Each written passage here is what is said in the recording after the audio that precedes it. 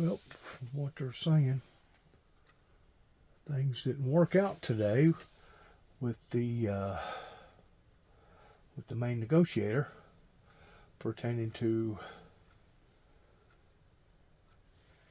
the deal that he thought that he had with the Ukrainians. Please listen. And welcome. We start tonight with... And I'm going to tell you why. Or I'm going to tell you what I think why. Is because if they cannot promise, basically chiseled in stone, clad, whatever you want to call it, in coming to their rescue as far as offering them security, that's probably the reason why he didn't. I don't know. I ain't seen it, but let's watch. We start tonight with that photo op that devolved into an uncomfortable spectacle the whole world is digesting tonight. President Trump and Vice President J.D. Vance publicly unleashing their anger on Ukraine's President Zelensky. In raised voices, Trump and Vance dressing down the Ukrainian leader, accusing him of being ungrateful and of disrespecting the United States. The clash between allies occurring as the leaders met to carve out a deal for Ukrainian minerals prized by the United States. Tension spilling over when Zelensky challenged Vance over his belief that diplomacy is the path to peace. Before it was all over, Zelensky was literally shown the door. White House officials say he was asked to leave. A press conference featuring the two presidents abruptly canceled. President Trump later posting on social media, Zelensky is not ready for peace. Our Gabe Gutierrez has the story. Tonight, Ukraine's President Volodymyr Zelensky leaving the White House early and empty-handed after a stunning shouting match in the Oval Office. You're gambling with the lives of millions of people. You're gambling with World War III. Barely an hour before, the visit had started with a cordial handshake, a joke, and kind words. It's an honor to have President Zelensky of Ukraine, and we've been working very hard, very close. Both leaders had planned to sign a deal giving the U.S. access to Ukraine's rare earth minerals, designed to pay back the U.S. for billions of dollars in aid, seen as a crucial step for a possible broader peace deal between Ukraine and Russia. I think that President Trump on our side. But Zelensky also disagreed with Trump, arguing the U.S. must offer security guarantees there you go. in any ceasefire deal. That's why we will never accept just ceasefire. It will not work without security guarantees. Soon, the meeting took a sharp turn when Vice President Vance mentioned talks with Russian President Putin. The path to peace and the path to prosperity is maybe engaging in diplomacy. That word, diplomacy, prompted Zelensky to interject that Putin had broken a ceasefire before. What kind of diplomacy, JD, you are speaking about? What do you mean? I'm talking about the kind of diplomacy that's going to end the destruction of your country. Yes, but if you Mr. President, with respect, I think it's disrespectful for you to come into the Oval Office and try to litigate this in front of the American media. The exchange devolved quickly. First of all, during the war, everybody has problems. Even you, but you have nice ocean and don't feel now, but you will feel it in the future. God bless. You don't know that. God bless. God bless. You will not have war. Don't tell us what we're going to feel. We're trying to solve a problem. Don't tell us what we're going to feel. I'm not telling you. Because you're in no position to dictate that. That's exactly Remember what this. you're doing. You're in no position to dictate what we're going to feel. We're going to feel very good. You will feel influence. We're going to feel very good and very strong. You will feel influence. You're right now not in a very good position. You've allowed yourself to be in a very bad position, and he happens to be right about it. From the very beginning of the war. You're not in a good position. You don't have the cards right now. With us, you start having cards. Right now, you're playing cards. You're playing cards. You're gambling with the lives of millions of people. You're gambling with World War III. You're gambling with World War III. And what you're doing is very disrespectful to the country, this country, that's back to you, far more than a lot of people said they should have. Have you said thank you once this entire meeting? No, in this entire meeting, have you said thank you? But you're saying you don't want a ceasefire. But I said to you, I want a ceasefire because you get a ceasefire faster than an agreement. Ask our people about ceasefire, what they think. That wasn't with me. That wasn't with me. Excuse me. That was with Obama, who gave you sheets, and I gave you javelins. Yes. I gave you the javelins to take out all those tanks. You got to be more thankful. Because let me tell you, you don't have the cards. With us, you have the cards. But without us, you don't have any cards. The argument that would typically unfold behind closed doors, escalating in front of cameras. This was the reaction from Ukraine's ambassador. The problem is, I've empowered you to be a tough guy. And I don't think you'd be a tough guy without the United States. And your people are very brave. But you're either going to make a deal or we're out. And if we're out, you'll fight it out. I don't think it's going to be pretty, but you'll fight it out. But you don't have the cards. But once we sign that deal, you're in a much better position. But you're not acting at all thankful. And that's not a nice thing. I'll be honest, that's not a nice thing. All right, I think we've seen enough. What do you think? Huh? This is going to be great television, I will say that. Minutes later, a White House official tells NBC News that Zelensky was asked to leave. A private lunch and joint press conference canceled.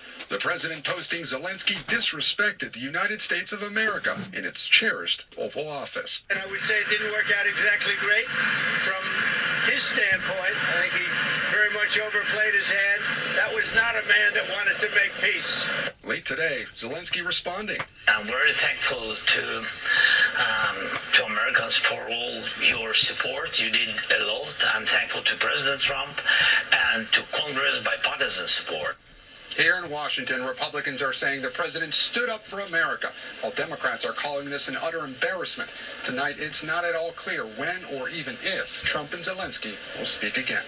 Lester. All right, Gabe Gutierrez, thank you. Now to Richard Engel, who has reaction to the stunning moment in Ukraine and Europe. Richard, what are you hearing there?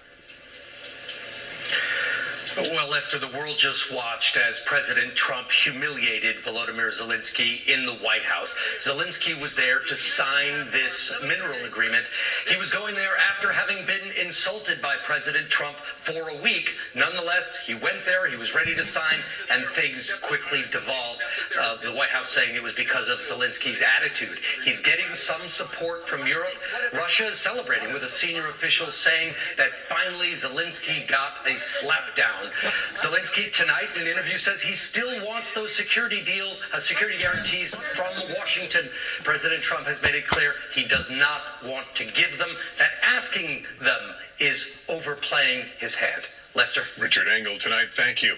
Now to details just in about the death of Gene Hackman and his wife. Investigators say Hackman's pace. To me, he was looking for a guarantee. Because Putin is not one to trust. And to be quite honest with you, Trump acts like that he's been engaged in supporting the Ukrainians by giving them all these bombs and all these missiles all this time. And the whole time it's been the Democrats. It's been Biden that's been supporting him that way. It's been Canada. It's been European Union that's been supporting him. Wow.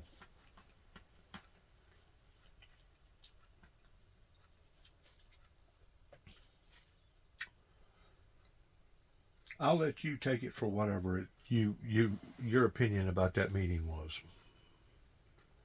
Sounds to me like this is just me talking. It sounds to me like that the Ukrainian president don't want to be a pushover whenever it comes to surrendering, and it sounds to me like they rather die than to surrender with no guarantee of security. They'd rather die. And see, that's the whole different picture regarding the Afghanistan people that basically gave in to the Taliban less than 11 or 12 days later, which was another slap in the American people's face. That's the difference between people that just want to stay alive towards surviving, but they don't want to be treated as an equal in surrendering to the Taliban, versus a group of people that knows what they got or believes that they know what they got towards not only surviving but thriving. Once more, that's my opinion. That didn't cost nothing. Feeling a key clue as they rule out one theory in the case. Liz Kreutz reports from Santa Fe. Tonight, new clues into the mysterious deaths of actor Gene Hackman, his wife Betsy Arakawa, and their dog. The sheriff revealing that Hackman had likely been dead for at least 10 days before a maintenance worker found the couple Wednesday afternoon in their Santa Fe home, pointing to data from his pacemaker. An initial interrogation was conducted of Mr. Hackman's pacemaker. 10 days, their bodies was already decomposing. Bad. Big time bad. This revealed that his last event was recorded on February 17th, 2025. That is a very good assumption that was his last day of life. The sheriff also saying that an initial autopsy revealed no signs of carbon monoxide poisoning in either body, and that investigators have removed several items from their home, including heart and thyroid medications, Tylenol, medical records, 2 cell phones, and a calendar. We're doing a timeline from the time of death and the autopsy and the results, and we're going to start working our way backwards. According to the search warrant, 95-year-old Hackman and his 65-year-old wife were found in separate rooms. Arakawa found in the bathroom with prescription pills scattered on the counter, her body showing signs of mummification. Based on what you know about the conditions of both the bodies, who do you believe died first? That's a very hard thing to determine, because that's a question that we want answered. With so much still unknown, tonight more tributes to the 2-time Oscar winner pouring in. Sounds to me like Romeo and Juliet. Hoffman calling him a giant among actors. I'm gonna hurt you. Unforgiven co-star Morgan Freeman writing that working with him is one of the personal highlights of my career. After retiring, Hackman and his wife have lived a quiet life in Santa Fe, a place he reportedly grew to love while filming westerns there earlier in his career. We are heartbroken over this. It's an end of an era of this generation of actors, and that's heartbreaking as well. And Liz, officials just wrapped up a press conference. What else are we learning? Well, Lester, there's still many more questions and answers right now. We still don't know how the dog died. We're still awaiting the toxicology reports. They're hoping that data from the cell phones they took from the homes will help them determine who they may have last had contact with or who may have died first. But they say the couple was very private, making this whole investigation even more challenging. Lester. All right, Liz Kreutz tonight. Thank you.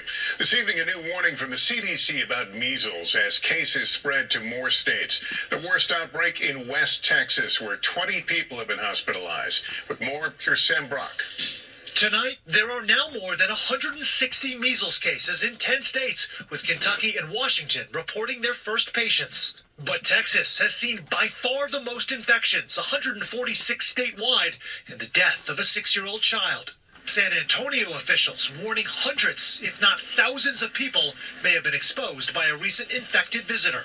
I want to take this podium to send a plea out and urge the community. We say this in every phone call we get.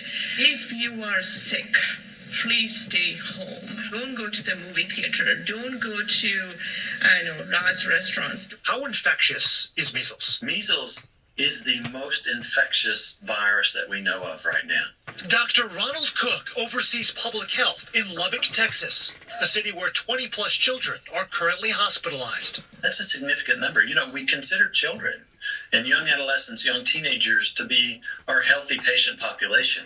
One mom in Lubbock who grew up in a developing country telling us why she's rushing to get her daughter vaccinated. I got measles as a kid because there was no vaccine. But here in America, basically it's free and accessible, and yet people choose to, ignore it. The CDC just issuing its first advisory since the outbreaks began in early February, including this reminder: vaccinations remain the best defense against measles infection. Dr. Caitlin Baston is New Jersey's health commissioner, another state that's seen an outbreak. It's critical to me that families can trust the information they're getting from health professionals. So I will tell you, again, vaccines are safe and effective. This is not up for debate. And late today, Austin officials also announcing their first measles case since 2019, a baby who had traveled outside of the country, and Lester was too young to be vaccinated. All right, Sam, thanks very much. The deep job cuts continue from across the federal government, now impacting the weather agency NOAA as veterans speak out as well. Here's Shaq Brewster. Tonight, new pushback to President Trump's efforts to downsize the federal bureaucracy. A federal judge saying the Office of Personnel Management does not have any authority whatsoever to lay off probationary federal workers, but it does not rule out layoffs in other ways. Protesters today at a Detroit Veterans Medical Center. I was very sad. I was very very confused. Among them, Kara Oliver, a Navy veteran who was a recreation therapy assistant and probationary VA worker at the hospital. But Tuesday, she was terminated. I'd help people be able to learn to be able to walk again. 2,400 probationary VA employees were abruptly dismissed this month. The VA says they were non-mission critical positions, saying the cuts will save more than $181 million a year. My thoughts went to the veterans, because then I started thinking, I'm the only person that provides these services in this facility.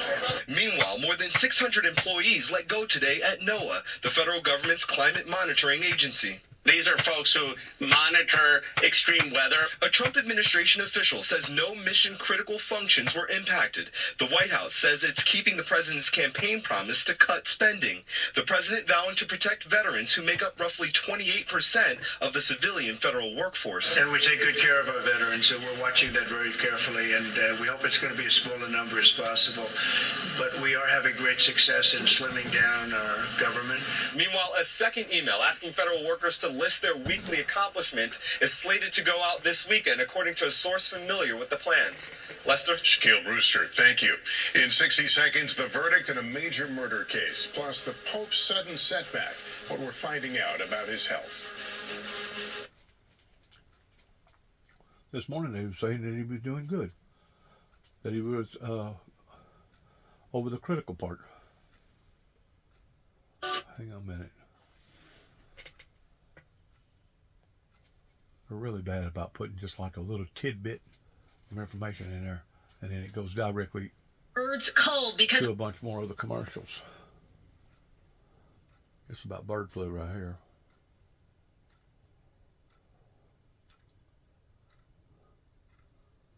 Oh.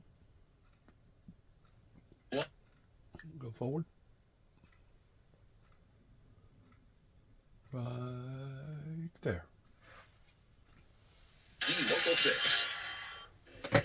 The Trump administration says it will put up to $1 billion into its efforts to combat avian flu and to help bring down egg prices. But will the plan be enough? Aaron McLaughlin put that question to one farmer hard hit. Farmer Doug Corwin's family has been raising ducks on this Long Island farm for generations. What does this farm mean to you?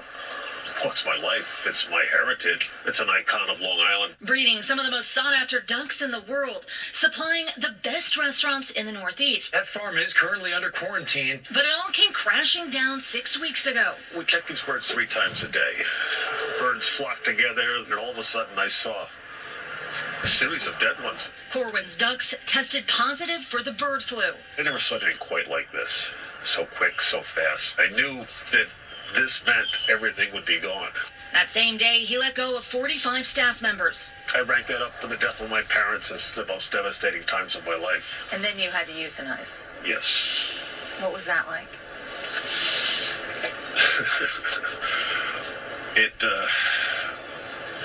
Sickening.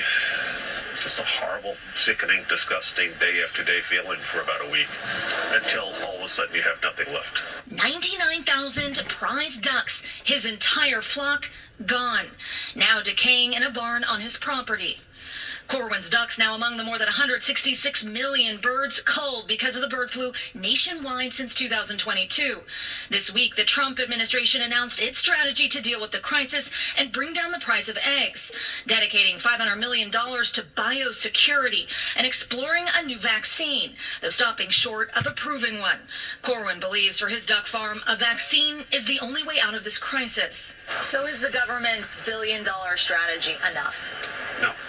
I know what our biosecurity is here, and I'm not saying it's perfect, but it's pretty darn good. This virus is so in the wildlife. It's so endemic. Without some type of viral protection, we're not going to get rid of this.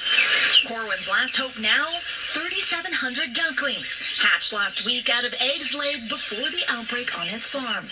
Would this 140 acres be more valuable as property? I'm sure it would be. You know, I don't care to be rich. I just want to be a duck farmer. Aaron McLaughlin, NBC News, Long Island, New York. When we come back, there's good news at Cocktail Hour. We'll take you to an award-winning distillery with a deeply personal family mission.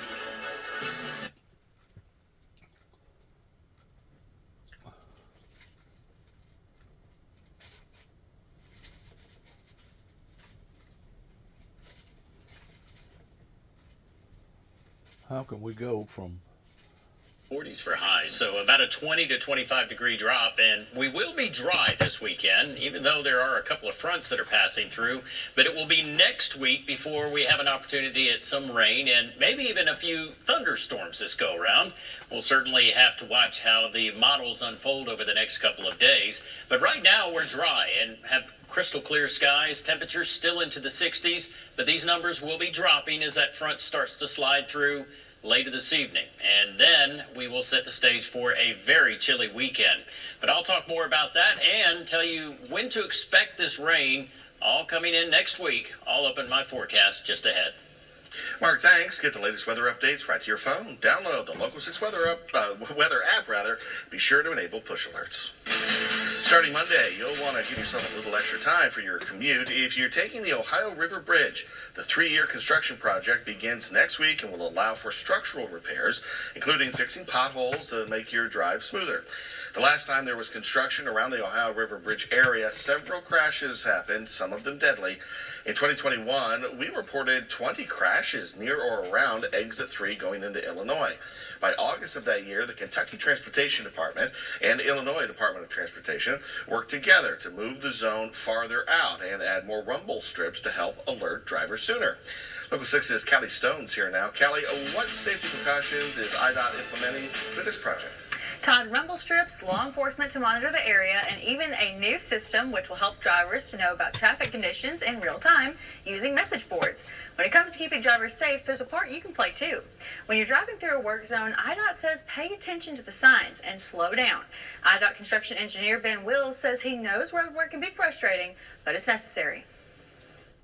If you're remodeling your kitchen, you still have to live there, and it's a huge pain for everybody. It's a major inconvenience, but it has to be done. So that's the situation we're in. There is no way that we can do these repairs without closing a lane in each direction.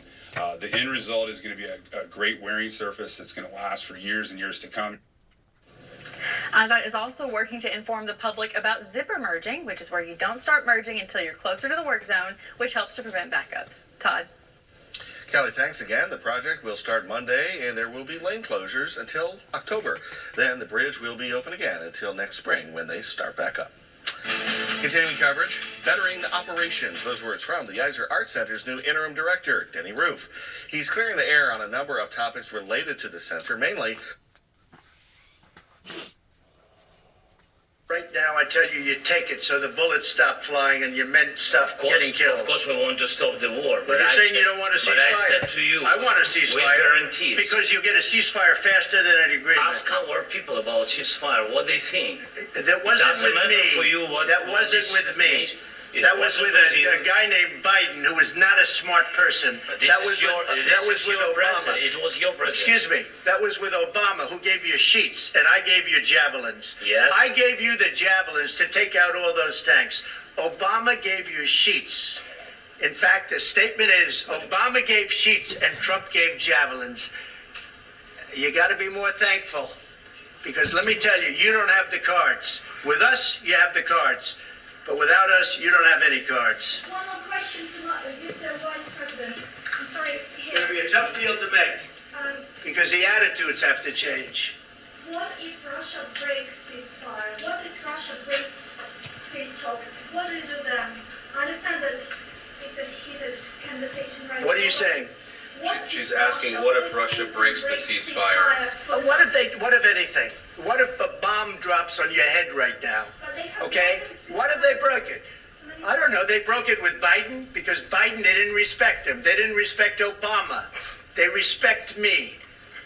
Let me tell you, Putin went through a hell of a lot with me. He went through a phony witch hunt where they used him and Russia.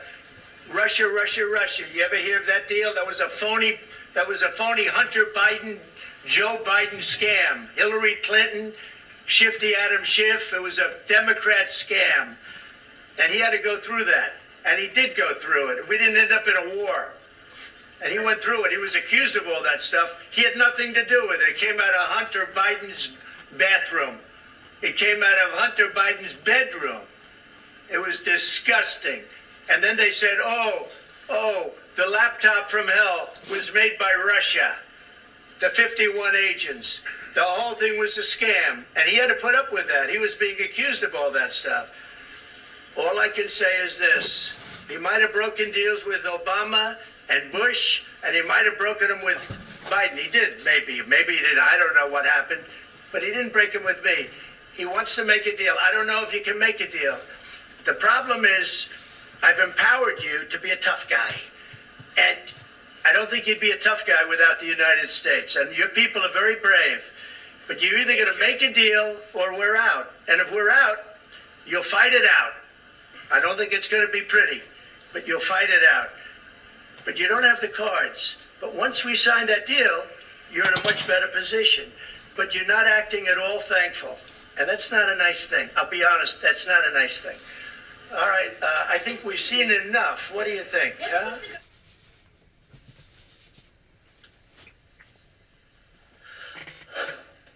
J.D. Vance accused Zelensky of being disrespectful.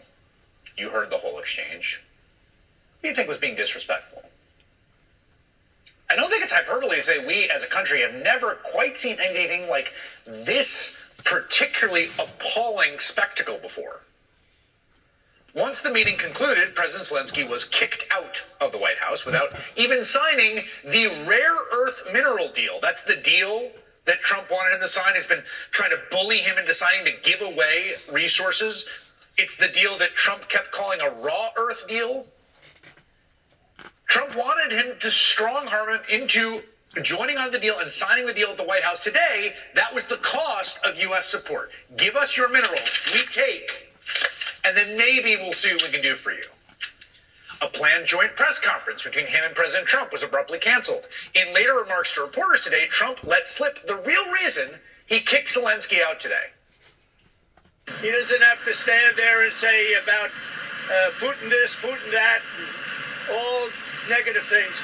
He's got to say, I want to make peace. I don't want to fight a war any longer. He got upset because he was saying negative things about Donald Trump's buddy, mentor, something else, Vladimir Putin. That's what happened. Or, alternately, another way that today looks to me on its face is that it was a planned ambush to effectively jettison Ukraine and complete the switching of sides of the U.S. in line with, again, Donald Trump and J.D. Vance's Russia first views. They like Russia. They want the U.S. to be more like Russia. They like Vladimir Putin. They don't like democratic countries. Predictably, Donald Trump's Republican toadies practically tripped over themselves to be the first to lavish praise on this morning's embarrassing display.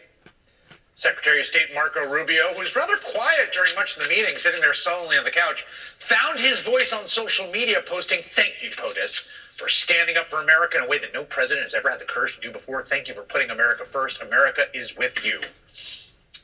Meanwhile, Republican Senator Lindsey Graham of South Carolina, who earlier this month, and I mean like a few weeks ago, on tape in front of the whole world, called Zelensky the ally he, quote, been hoping for all my life, is now also apparently on Team Russia. I've never been more proud of President Trump for showing the American people and the world you don't trifle with this man. JD was awesome. This was a missed opportunity. And the question for me, for the Ukrainian people, I don't know if Zelensky can ever get you to where you want to go with the United States. Either he dramatically changes or you need to get somebody new. If I were him, I would profusely apologize to the way he treated our president and the vice president in the Oval Office. I don't know if you can repair the damage. I don't know if you can ever do a deal with Zelensky anymore. Let's be clear here. There is a lot, so much to criticize about the past 80 years of American foreign policy. I've been doing a lot of that criticizing myself for most of my time as a professional journalist, commentator. What Donald Trump is building in its wake right now, in front of all of us, with these actions, he's doing things, it's not just words, where the United States partners itself with authoritarian regimes, sides with Vladimir Putin, against democratic allies, is undoubtedly worse than what we had before. This will have massive consequences for global politics for decades to come. The American-European alliance is effectively over. The North Star of the post-war order, where the United States' strongest alliances are with fellow democracies over authoritarian regimes, has ended. 80 years of diplomacy, born of ashes and 35 million dead, undone by 1.5 men today. I think it makes America weaker, definitely, more vulnerable. It is going to make the world more dangerous as a result, no question. We're already seeing our European allies scramble to fill the void. Leaders from France and Ireland, Latvia, Lithuania, Netherlands, Norway, Poland, Portugal, Spain, and Sweden, among others, immediately issued strong statements of support for the Ukrainian people who were invaded and have been shot at and getting killed by Russian soldiers.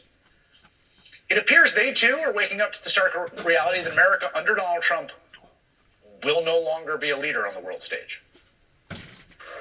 John Brennan is the former director of the CIA. Ben Rhodes served as deputy strategy advisor for national security to President Barack Obama. He co-hosts the Pod Save the World podcast. They join me now. John, I'm just a cable news host, so what do I know? Maybe that was hyperbole. You've got decades in the American national security and foreign policy apparatus. What do you think? I couldn't agree with you more, Chris. This certainly is a day that will live in infamy in the annals of U.S. and international diplomatic history, because it is quite clear that we are at an inflection point in terms of U.S. engagement on the world stage. First of all, I think the Ukrainians should feel quite proud tonight that they have, as their president, one of what I think is one of the most principled and finest statesmen of the 21st century. He has shown tremendous courage over the last 3 years and continue to show that courage in the Oval Office today. At the same time, I think the Ukrainians should be worried. Indeed, the Europeans should be worried, because it is quite evident that the Trump administration is going to be selling out to the Russians on the Ukraine issue. It was patently obvious by the things that Donald Trump and J.D. Vance were saying and what the Republican supporters of theirs in Congress are saying. But also, I have long been worried about the safety and security of President Zelensky. The Russians have tried to kill him a number of times over the years, and only with the support of Western intelligence they've been able to avoid those assassination attempts. But now I think it's quite clear to folks that President Zelensky is going to remain a very principled leader. And if Donald Trump and J.D. Vance and Putin believe that they're going to intimidate and bully and threaten President Zelensky to join the club of corrupt and unprincipled leaders, they will literally need to wait until hell freezes over twice, because this is a man who is committed to the survival of his country and to the memory of those hundreds of thousands of Ukrainians who have given their lives and been injured in this brutal assault and invasion that Russia engineered over 3 years ago. So again, it's disappointing that we weren't able to reach some type of accommodation in the Oval Office today, but treating a guest in the Oval Office that way. Ben and I have been in the Oval Office many times, and it's a very solemn place. And to hear Donald Trump and J.D. Vance, again, distort history, distort the facts and reality, and to berate President Zelensky the way they did, I think, again, it's appalling. I mean, there's so many things that struck me, Ben. I mean, just the optics of this red-faced old man whose brains are absolutely cooked, berating and basically saying, beg like a dog, beg, be grateful, get on your knees. But that's just sort of the optics. To John's point, I mean, what do you think about the substance, the meaning, the force of what that spectacle meant today? I think the U.S. is no longer a part of the free world, Chris. And what we saw is not like a shift in U.S. policy. What we saw was not a disagreement in the Oval Office. What we saw was not political theatrics. What we saw is that the United States has switched sides in this war. The United States is on the side of Russia. The United States will brook no criticism of Vladimir Putin in the Oval Office of the United States. The American president is only interested in dictating to Ukraine the terms of its surrender to Russia. And, oh, by the way, give us half of your mineral rights on the way out. And what this means for Europe and Ukraine is that they are now on the other side of the negotiating table from the United States and Russia. They're going to have to figure out what Ukraine is going to try to live with. They're going to have to figure out what European troops might be a part of a security guarantee for Ukraine. But more broadly, Chris, as you were alluding to very accurately in your lead-in, the United States is now a part of the club. Russia, China, the Gulf Arab autocrats. Donald Trump wants to live in a world of pure transactionalism in which might makes right, and big and powerful and rich countries make deals over the heads of democracies, over the heads of vulnerable people. I want to say this. What Trump done in bringing the pressure to Mexico pertaining to them automatically surrendering 10,000 troops to put them on the border, what Trump done pertaining to Canada in basically getting them to do the same thing, in making sure that our border is not just a runaway train, I think was a good thing. I think it was a very good thing. But it's obvious that from day one, whenever Trump, Donald J. Trump, our president, had to be impeached on this same note towards wanting to, I guess, in a way, blackmail the leader of Ukraine in a pro deal, is absolutely against the initial agreement that we made with Ukraine towards going in and dismembering their nuclear bombs from their presence, and us promising them that if they done that we would watch their back, that we would be in their corner. So, theoretically speaking, who is basically breaking the treaty up front in showing whose rear end is the blackest regarding Donald Trump versus the Ukrainians? And there's no doubt. I think the offer, and the way that I understand the offer, that it was actually the Ukrainians that made the offer first about the mineral exchanges. Not Donald Trump. Not Donald Trump. But to hear Donald Trump talk, this is all about Donald Trump. And I can see where his manipulating tactics has blown up in his face. The great negotiator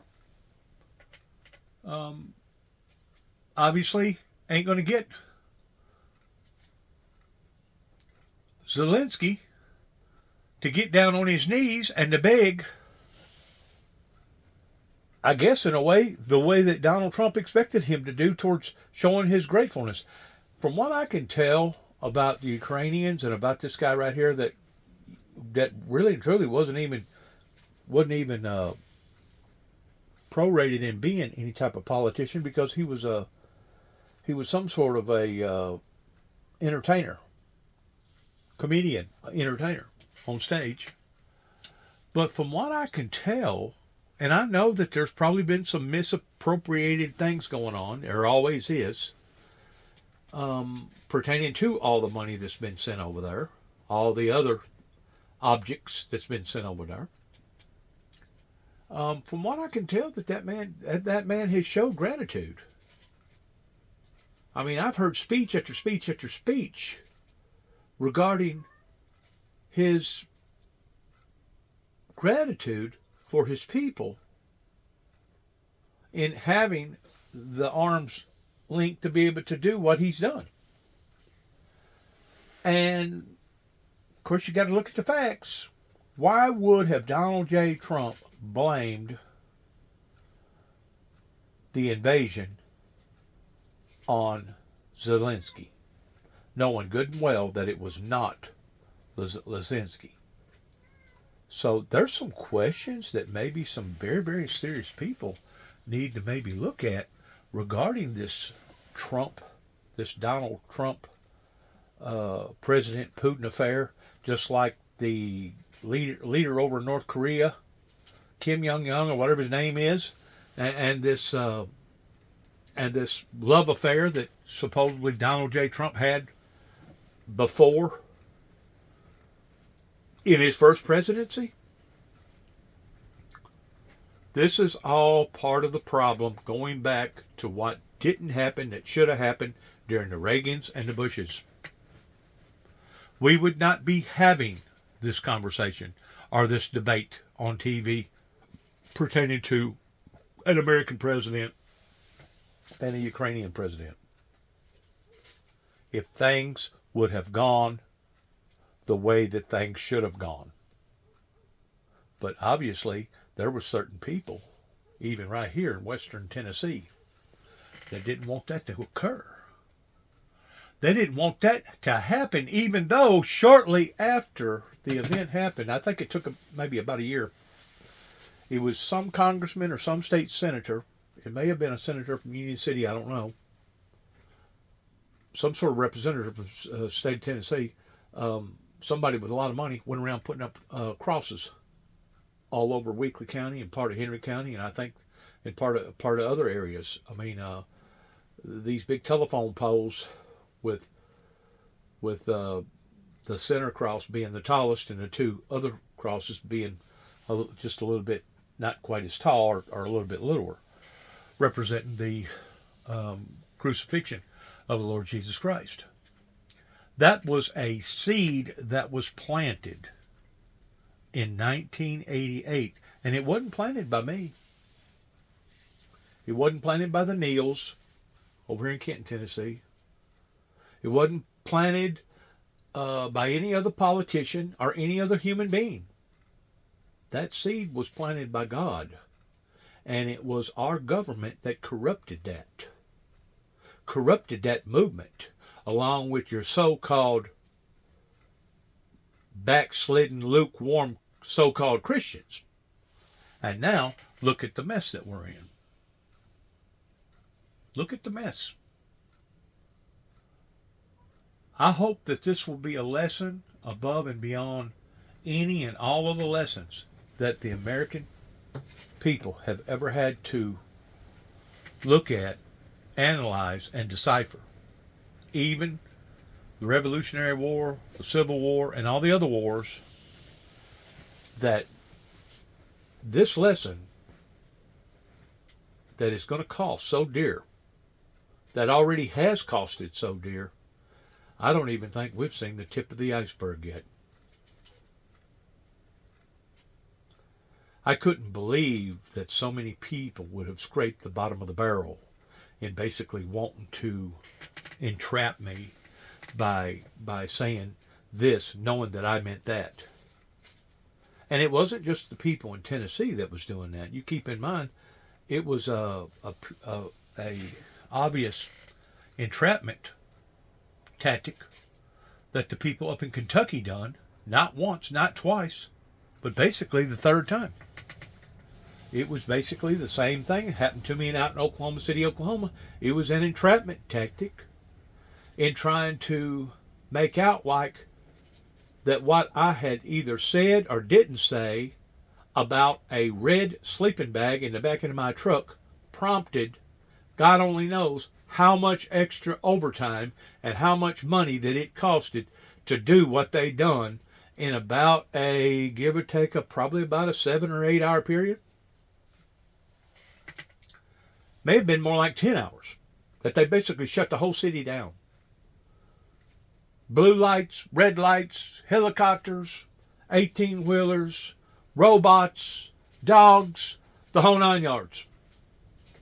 There ain't no telling how much money that one event costed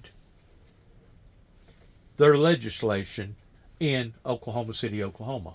All because of somebody that wanted to make a show, similar towards how somebody down in Mount Carmel wanted to make a show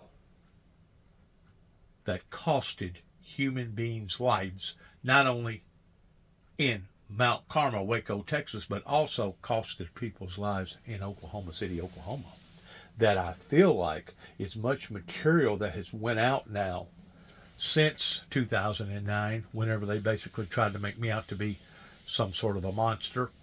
I feel like that there's been enough people that have observed this, either around the area of Waco or Mount Carmel, or in Oklahoma City, Oklahoma, or in the state of Oklahoma, as well as other areas.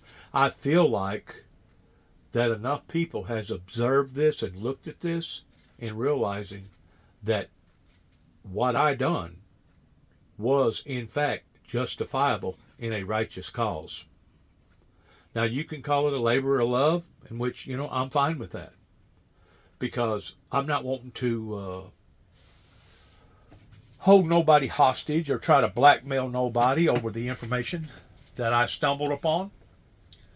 But I had this gut strong feeling that obviously somebody was not telling the whole truth, even though our courts wants its citizens to abide by those same standards.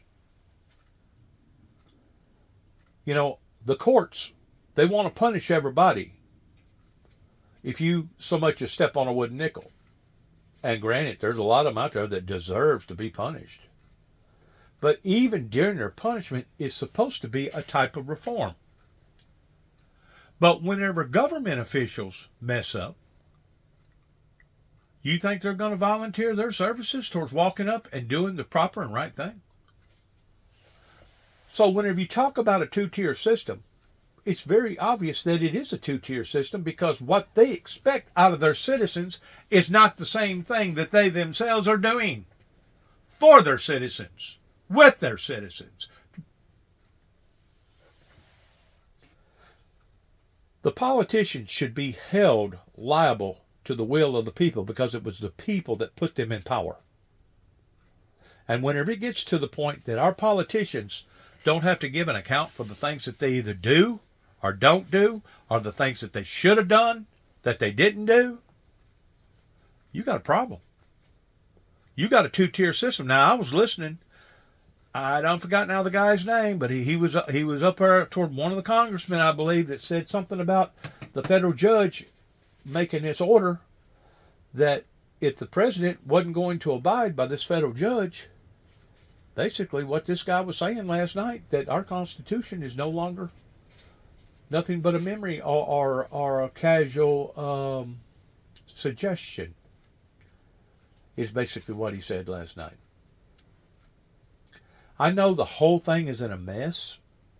It never should have reached this level of messiness, and I know that it's not going to get fixed overnight. And I know that the way that this administration is trying to fix this right now, towards laying off 5,000 here, laying off 7,500 here, laying off some over here, laying off some over there, the end results of all this is going to be chaotic. And that's the reason why I continue to have said and do say, good luck, Mr. President, in doing what you want to do. But at the same time, I hope it doesn't backfire. And that's what we've seen today or tonight on news, of a group of people that thought they had the bull by the horns, that instead of them having the bull by the horns, apparently the bull still had them, by whatever you want to call it, of a group of people that's willing to die for what they believe in, and they're not going to take second best. They're not going to give the farm away, and they want some sort of security. And to be quite honest with you, I really couldn't blame them. After them going through a bloodbath the way that they have towards their whole freaking country being torn up, even though it may not be the size hardly of Texas, there comes a time whenever, wow, I'd rather just go down fighting and be dead than to halfway go down fighting and then surrender and give up and then give the farm away anyway. We think that Donald Trump is the golden negotiator. Well, I think he just found out today that he's not the golden negotiator whenever it comes to other people's feelings and other people's likes and other people's wants and other people's desires. But we see the way that Donald Trump, and people have to admit this, the way that he has cozied up to people like Kim Jong-un and other dictators, including President Putin. And to be quite honest with you, I don't understand his strategy. I don't understand the method. A matter of fact, this whole thing could actually backfire, not just on the federal government, but this whole thing could backfire on the American people. Because if you keep poking the bear, you keep poking the bear, eventually the bear's going to come alive. And whenever it does, may God have mercy on all of us, is all I got to say. May God have mercy on all of us, because things was not handled properly 30 plus years ago. Now that's a mouthful, but it's the truth.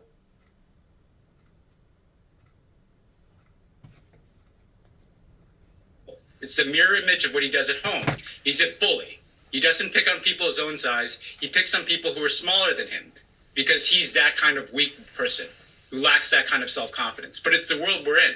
And I think what is so dangerous, Chris, is the reason we built alliances, the reason that we built international laws, the reason that we built international systems, the reason that there are principles like state sovereignty not being violated by a country invading another country is because we had 2 world wars that got us there. We had tens and tens of millions of people killed. Just like there have been tens of thousands of Ukrainians killed because Russia invaded their country. Just like there are tens of thousands of Ukrainian children who've been stolen from their homes and taken into Russia.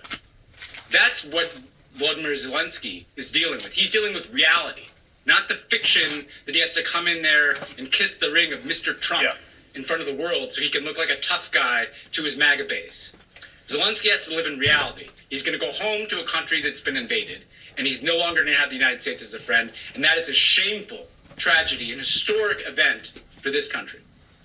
John, what do you think the conversations amongst European diplomats, intelligence chiefs, military attaches are like now in European capitals and in Canada and across the sort of NATO alliance? I think the conversations have become much more frenetic. I think they worried that this was the direction that the Trump administration was going, but today it was quite conclusive that this is, in fact, what the Trump administration is going to do, is to sell out to Putin.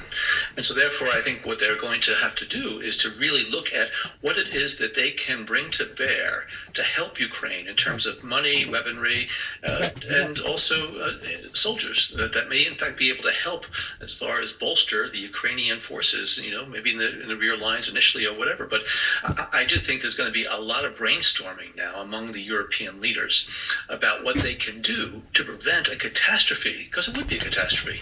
Many of these individuals remember the World War II and what happened as a result of Nazism and communism and other types of things.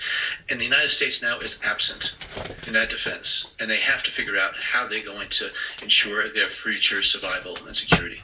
Final question, briefly, Ben. This is a whole can of worms, but just if you can, briefly. I just watched this and thought what China is thinking about Taiwan and what message this is sending, and it chills me to my core. It's a message that there's no rules, and that if they want to take Taiwan, what international norm is there? Who is fortifying an international norm against that? Israel in the West Bank or Israel in southern Syria right now. Any big power is looking at this and thinking, the rule book is out. Now is the time for us to do the thing that we want to do.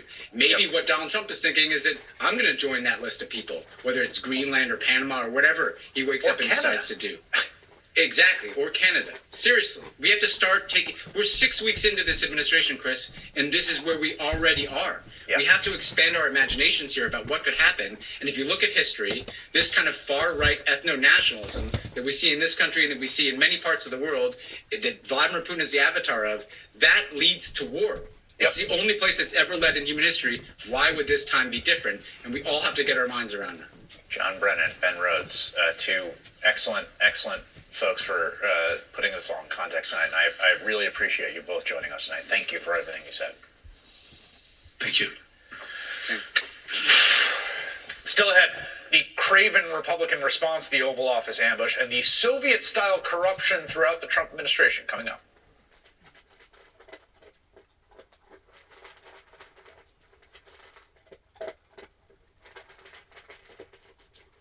A week again. Read and listen. Staying up half the night reading executive orders. For this defining time in the second Trump presidency. If you were watching that Oval Office meeting today, you saw a lot of people scattered around in there. And as we have watched it over and over ourselves, it's worth going around the room a little bit. You can see Secretary of State Marco Rubio, who looks like he wants to shrink into that sofa. There's a Ukrainian ambassador at one point putting her head in her hands. Who could blame her? There was briefly, and I gotta say, interestingly, a reporter from the Russian state-run news agency TASS was only removed when members of the American press pointed out that he was allowed in while the Associated Press and Reuters were excluded. That's kind of an interesting choice, right? And finally, we get this guy, Brian Glenn. He's a White House correspondent for some far-right cable channel who decided to jump in on the action. Why don't you wear a suit? Why don't you wear a suit? You're the highest level in this country's office, and you refuse to wear a suit. Just want to see if you do own a suit? Yeah, problems. A lot of Americans have problems with you not respecting. I don't have such. Great point. I'm sure that guy would say the same thing to Elon Musk when he shows up at the Oval Office looking like this. David Remnick's a Pulitzer Prize-winning author and the editor-in-chief of The New Yorker. He also serves as the Washington Post's Moscow bureau chief. Timothy Snyder is a professor of history at Yale University, author of the book On Freedom, and they both join me now. There's a sort of strange, David, form content thing happening today, which was the content was the sort of embrace of Putin, Putin's theory of the war, Putin's disinformation, Putin's side basically in the conflict, and also a sort of Putin-esque performance itself. With the lackeys there and all of it being televised and the kind of like glowering show of strength. Did that strike you? Well, he out-Putin Putin. This was an absolute disgrace. And it will remain a disgrace in American history for many years to come. And it was obviously deliberate. It was obviously planned. This was not something that was spontaneous. It's not something that grew out of what Zelensky said, rather modestly explaining what had happened in the last few years. This was a mugging. But it's also part of an even larger pattern, Chris. We have had a presidency extant for 6 weeks, not 100 days, 6 weeks. And in that time, we have switched sides in so many ways in foreign policy. We have announced that it would be a good idea to ethnically cleanse 2 million Palestinians from the Gaza Strip. We have shown in every way possible that we've gone over to the Russian side in foreign policy and have every intention of, at the very minimum, extorting the worst deal possible for Ukraine, which was attacked in the most brutal way.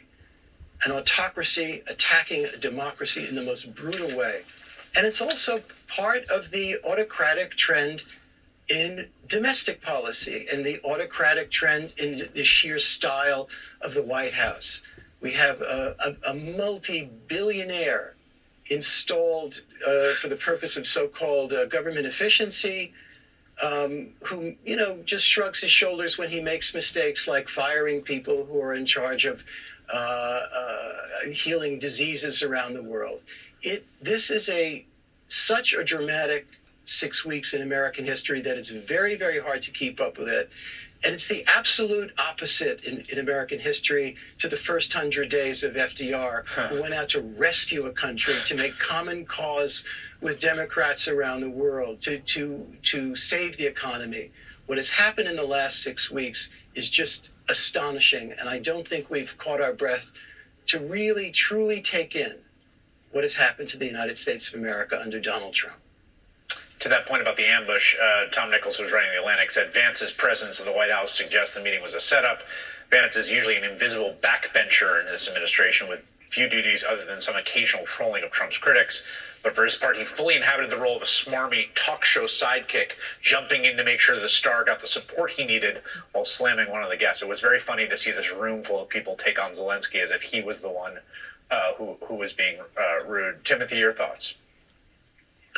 There was something really desperate about that performance, I thought, because what the vice president was doing, what he was yelling across the room at Zelensky was, "You're wrong, you're wrong," as though Vance knows anything about any of this. Yeah. You know, this is a man who isn't responsible for a country at war. This is a man who hasn't visited Ukraine. This is a man who is unable to say anything about the war, which hasn't first been said in Russian propaganda. And yet there's this sense that the only thing that matters in the world is yelling that you're right and the other person is wrong. And not only is that shameful in terms of just basic decency and ethics, it also reveals a very profound strategic poverty. Because if the people who are running the country from the Oval Office are so sensitive, so psychologically vulnerable, that they can be triggered by pretty much anything, and if they consider it a victory for themselves, as they proclaim, yes, when they treat their allies badly, then, you know, Chris, it's not just that they may have malign intentions to join an alliance led by Russia. It's also that they've displayed themselves as being incredibly weak and open to manipulation. Yes. That is a very good point, because there's this weird gaslighting happening from the White House in which, David, to your point about it being a mugging, which I agree with entirely, that this was, you know, Zelensky brought this on himself and he should have controlled himself and that's why it went off the rails. But if that is the case, and I don't believe it, I think it was planned, but if that isn't the case, that's just a testament to how dysregulated you are, how undisciplined you are, how you can't act like you should be controlling yourself, if that's the case. The idea that you allowed your strategic goals of the meeting to get pulled aside because you got your dander up is condemning of you. I don't think any of that is the case. But first and foremost, it felt like a ritual humiliation was the point of the entire exercise. Yeah, it was like you've seen this in gangster movies all your life. Exactly. You know, you put the guy in the corner, the weak guy in the corner, and put the gun to his head. It was dehumanizing. Regardless whether it was planned, regardless whether it was whoever fought, the whole ordeal on TV was dehumanizing. It was dehumanizing. Yeah. That'd be the way I'd categorize it. Because if there was any doubt that Mr. Zelensky was not going to do what they wanted him to do, they should have called off the meeting to begin with. They never should have went as far as going in front of the media like that, because it turned into a circus. And that's how it's going to be looked at. It's dehumanizing. That's what you're doing here. Now, we have to start thinking about opposition. You know, not long ago I watched Hakeem Jeffries, whom I have a lot of respect for, the leader of the Democrats in the House, but he was trying to show his equanimity, his calm, and he was comparing himself to Aaron Judge about how you don't swing at every pitch. Well, what pitch are the Democrats going to swing at finally? When is the opposition going to come? We've seen it from a few, Chris Murphy, Alexandria Ocasio-Cortez, and a few others. We haven't seen it. And when is the time? The level of crisis in this country, the crisis is in the Oval Office, has to come from the courts, from Congress, from the people, and eventually at the ballot box. And it can't come too soon. Timothy, yeah, go ahead. No, I wanted to echo David's point that there's something that what's happening abroad echoes what's happening within. In both cases, you have this performance of strength, and I would kind of caution all of us against using the word strength too often, because the theatrical, self-persuasive performance of strength is not the same thing as power. Yes. It's not the same thing as being able to get things done. So even as at home, we are dismantling the state. and we're reducing our ability to do anything. Abroad, we're trading 80 years of trusting, effective, and enriching alliances for a country whose main way of engaging us, I speak of Russia, of course, is to spy on us, is to hack us, and is to steal our technology. And by the way, that country's economy is about 1/20th the size of our allies. So we're trading something which has worked and which has brought us power for a different kind of world order in which we will not only be morally indefensible, but we'll be much weaker. And I think that word weakness needs to be used more. The Trump administration is choosing a form of weakness in which they are comfortable. And that mafia-style intimidation, that doesn't actually bring power on world scale. It just puts you into the same company as Xi and Putin, but it doesn't even make you the leader, right? You're trading a chance of being the leader of the free world for being a mid-packer in unfreedom. You know, there was a lot of spin from David about America First today. And I just can't help but note that, like, that is precisely the disingenuous term used by the supporters of global fascism and domestic fascism in the run-up to World War II. They called it America First, even though it was kind of fascism first, really. And today felt like authoritarianism first. It didn't feel like a standing up for America. It felt like it was standing up for... Yeah. Charles Lindbergh would have been very proud of this performance today. He would have been very proud. You know, I am the first to say that Joe Biden made a terrible mistake in staying in the race. I'm the first to criticize American foreign policy when it's wrong, and if I'm ever wrong about it, I look back on it and I have to be self-critical as well.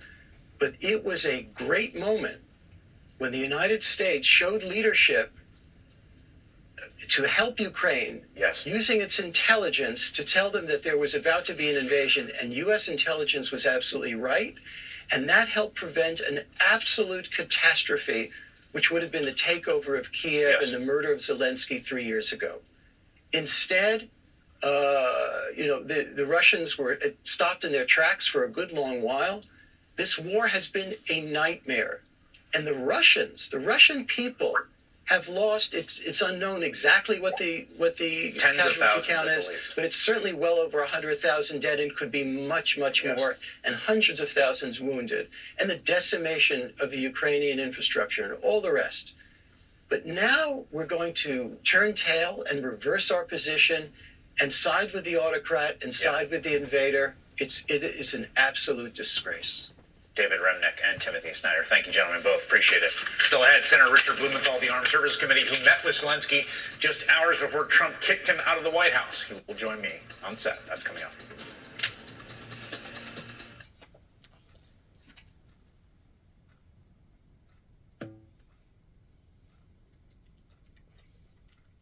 In 2023, on trumped-up espionage charges, he's not a spy, he's a journalist.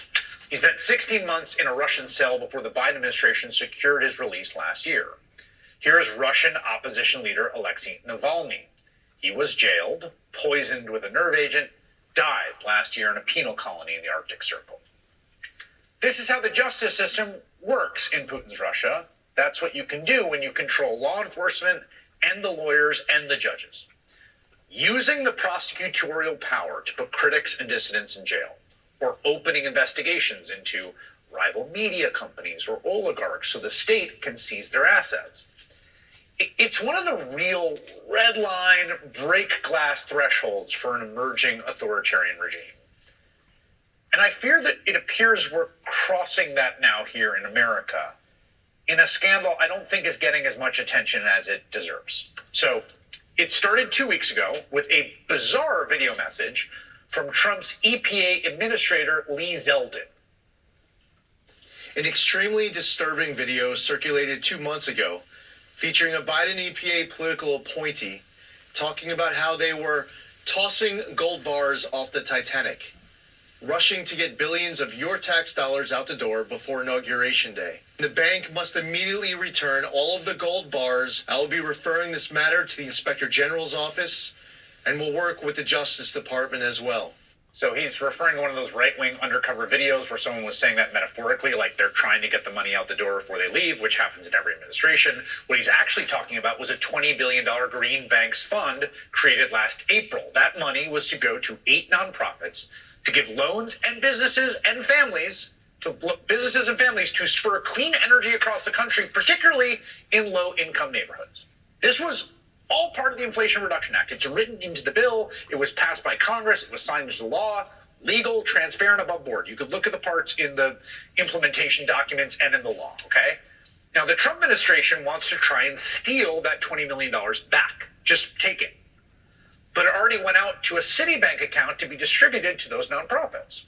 So last week, Trump officials asked the top criminal prosecutor in the U.S. Attorney's Office in D.C. to open a criminal investigation into the distribution of the funds. They also told her to order Citibank to freeze the accounts.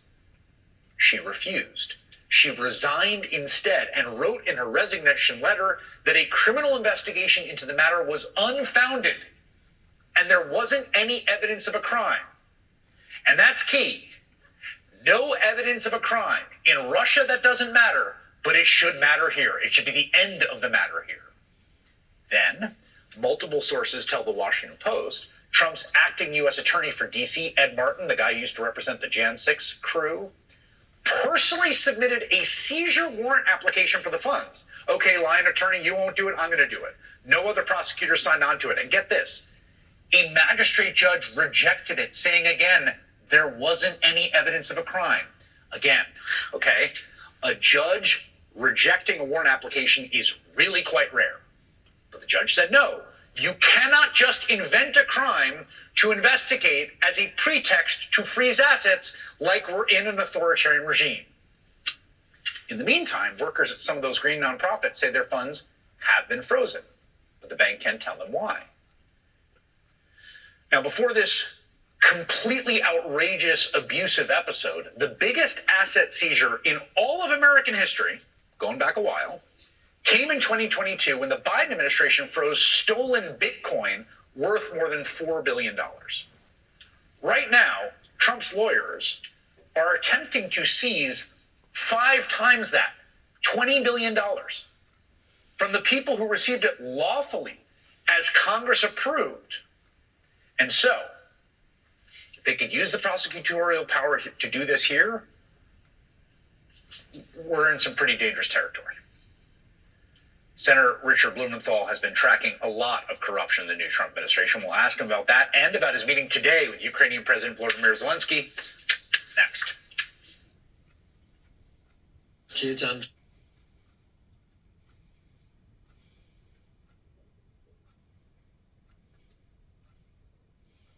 Huge red flag. High stakes. Very, very high stakes.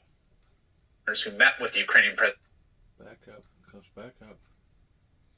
I want to get all this. Oh, right there.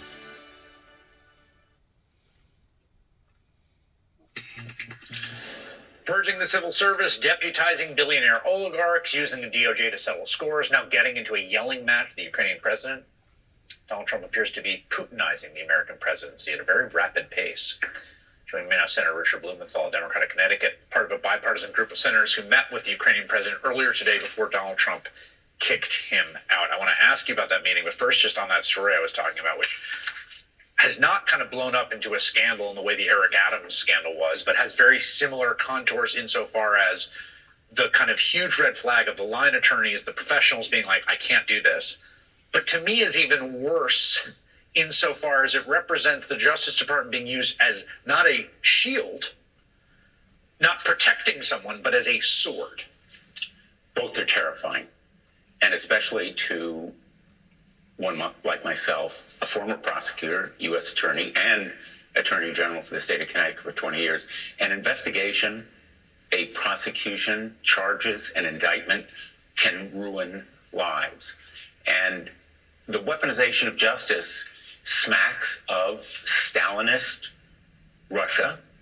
As Stalin's chief of his secret police said, show me the man and I'll show you the crime. Right. That's the way the so-called justice system operated in that autocracy. We are facing the same terrifying weaponization of justice here. I know that you've written to the acting U.S. Attorney for D.C., Ed Martin, who seems to be quite a character, about some of what he said. And he is only acting. Personally, I think that some of these are impeachable offenses from officers of the United States. We'll see what happens. I don't have much trust in the current Republican Congress. You were part of, I think Roger Wicker, was he in a meeting with you today? He was. Okay, so Roger Wicker, who's the chair of the Armed Services Committee, Mississippi senator, he posted this picture. It was that saying that the deal was a huge step forward in securing mutual prosperity and peace for Americans and Ukrainians. It was a picture of him shaking hands with Zelensky. He then deleted that post afterwards. What was the bipartisan meeting like? The bipartisan meeting was extremely positive.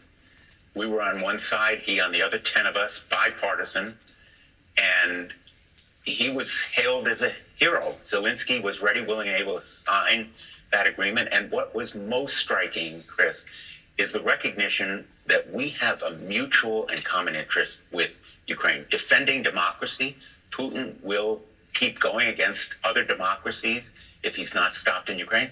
And this mineral deal, I happen to differ with the underlying premise that Ukraine should be paying America. We should be thanking Ukraine, and we should be helping it without demanding an exploitative deal in this way. But there was support for the deal, and Zelensky clearly was ready, willing, and able to sign it. I want to play what Senator Lindsey Graham was saying. I think it was at Munich. Were you at Munich? Did you go to Munich? Okay. So Munich's the big security conference, a bunch of U.S. senators go. I believe this original sound is from Munich, February 14th. I think that's right. This is him talking about Zelensky just 2 weeks ago, and then talking about what happened today in the Oval Office. Take a listen. I want to tell you and your people, you're the ally I've been hoping for all my life. Not one American has died defending Ukraine. You've taken our weapons and you've kicked their ass. And I'm very proud to have you as our ally. So, what do I think? Complete, utter disaster. What I saw in the Oval Office was disrespectful, and I don't know if we can ever do business with Zelensky again. He either needs to resign and send somebody over that we can do business with, or he needs to change. How do you take this guy seriously? Lindsey Graham was right 2 weeks ago. I was in the room in Munich when he said that. And by the way, Lindsey Graham and I have traveled to Ukraine. I've been there 6 times. And every time I've been there, Zelensky has exemplified the courage and strength of his people, beginning right after the invasion when they pushed the Russians back, belittling and demeaning a hero. He is really a hero, and he'll be more of a hero now in Ukraine. Well, look, there's probably 80 U.S. senators, I would say, probably 80 to 85, that would, in a, secret ballot, basically support Zelensky, support U.S. weapons, support security guarantees, want to give them the strongest hand possible in any negotiations. That's not the position of the President of the United States and leader of the Republican Party. He wants to give part of Ukraine to Putin. He likes Putin. He doesn't like Ukraine and Zelensky. He likes the authoritarian model. He doesn't like democracies. I'm done asking when Republican senators are going to speak up. They're not going to, right? So now what happens? Well, first, you're absolutely right. There's a through line here. Trump's sycophancy to Putin, whether Helsinki or today, and the Republican sycophancy to Trump. But what we need to do is mobilize the American people who truly believe in Zelensky. It's one thing to be looking for gratitude. It's another to be demanding groveling, which is what they did today. And it was a pathetic ambush. I think a mugging, a bait and switch. They invited Zelensky to come. He was ready to sign this agreement, which favors the United States. And they, in effect, ambushed him. So I think we need a mutuality of interest to be recognized here. Senator Richard Blumenthal, Connecticut, thank you for your time tonight. Appreciate it. Thank you. That is all in for this week. I'm heading back out on the road again to talk about my new book, The Siren's Call, How Attention...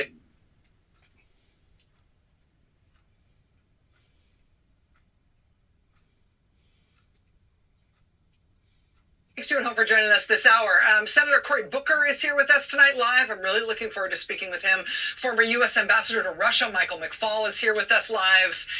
We've got eyes on potentially some developing court proceedings live tonight. It's a really busy Friday night. There's a lot to get to. I am really glad you are here. And I will be honest, I'm feeling a little fired up tonight.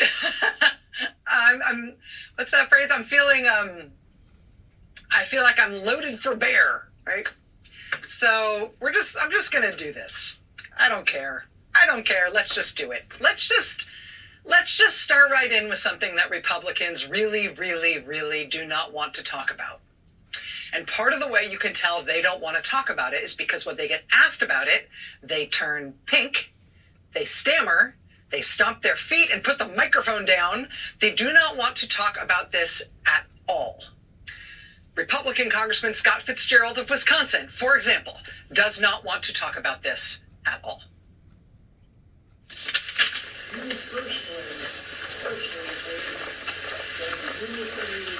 Elected of Ukraine is a dictator and started the war against Russia. No, I don't. No, like I said, I voted for the first tranche. No, Ukraine didn't start the war. I'm not. Have you expressed your opinion to Trump? To Donald Trump, no.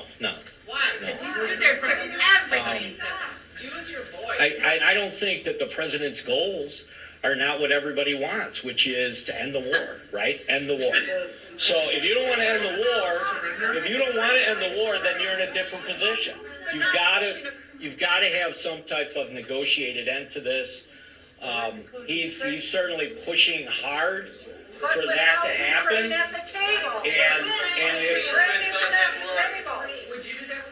I can't speak over everybody. And if Zelensky needs to be in the room, he absolutely needs to be. I don't disagree with that. I don't disagree with the idea that he needs to be. He's probably part of the solution, right? So I'm not sure. I'm not sure exactly what that's going to look like, but I guess it's a good thing that the negotiations will continue, and hopefully we'll end up in a position where the entire conflict comes to a halt on a negotiated level. So, okay.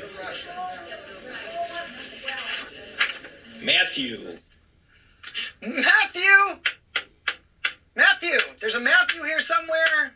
Matthew, please tell me you want to talk about like potholes or prostitution, pot legalization, anything about this Putin stuff. This stuff is making me very, very pink. I do not want to talk about this stuff. Let's talk about something else.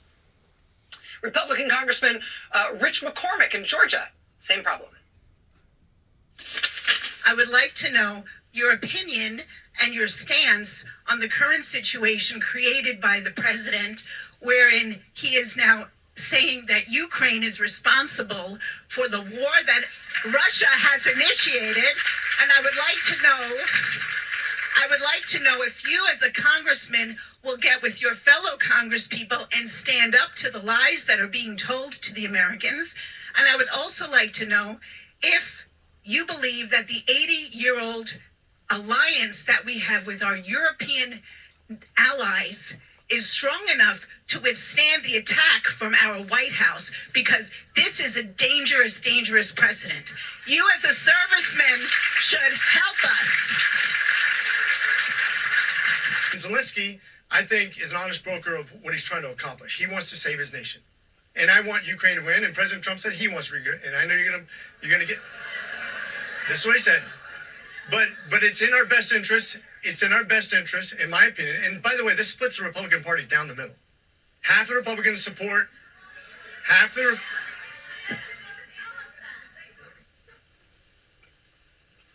have repeatedly spoken up on this. Repeatedly. I'm speaking about it right now, and I voted for Ukraine. And I have voted for Ukraine support every single time.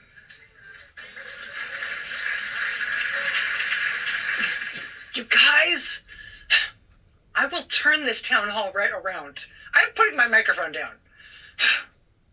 This keeps happening to Republican members of Congress in their Republican districts and to Republican senators in their red states.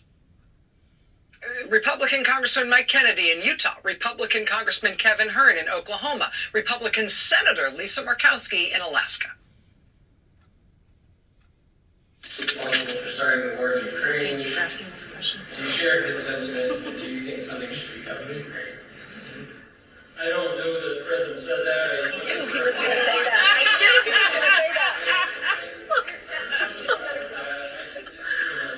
Oh my gosh. So, Esther, who started the war, as far as I can tell, Russia started the war. Thank you. Personally, do you support Ukraine or Russia?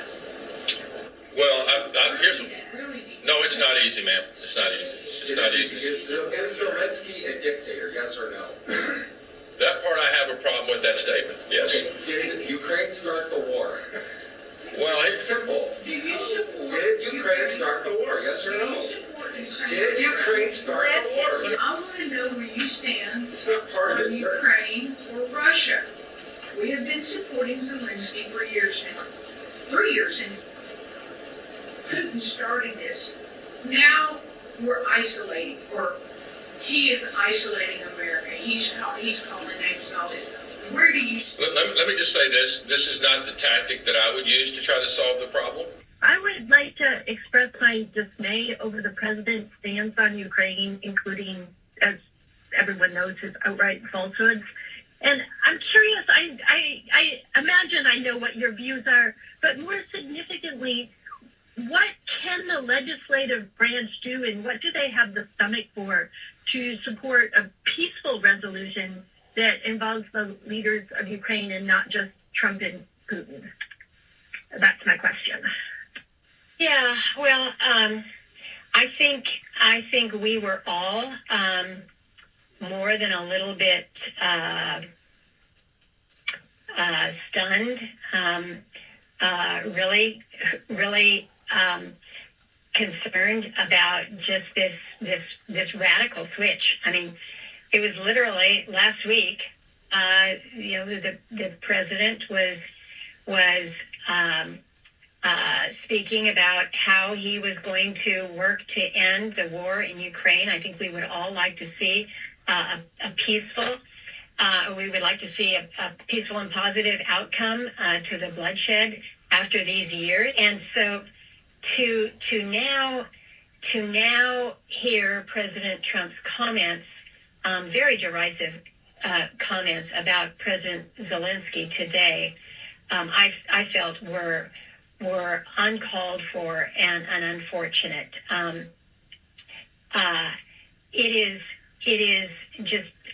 It is wrong to suggest that somehow or other Ukraine started this war, asked for this war, but I think we're all kind of scratching our heads at how quickly the conversation has gone from being one that is supportive of President Zelensky to now being more supportive of Putin. This radical switch. Senator Lisa Murkowski of Alaska, in a town hall with her constituents last week, she says we're all scratching our heads at how quickly the conversation in the White House has now gone from being supportive of Zelensky to now being supportive of Putin instead. Scratching our heads. Republicans are having a hard time with this. They try to move on to the next question. They express annoyance with their own constituents for asking about it. They get brusque and short in their answers. Or, like Senator Lisa Murkowski, they just purport to be really perplexed, really confused, really scratching my head. They have a hard time with this. All the Republicans do, especially the guy at the top. You just mentioned Putin, though. There's been this controversy the past week. Can you say yes or no whether you have talked to Vladimir Putin since you stopped being president? Well, I don't comment on that. If I have a relationship, I don't talk about that. You talk about I don't talk about that. You talk about talking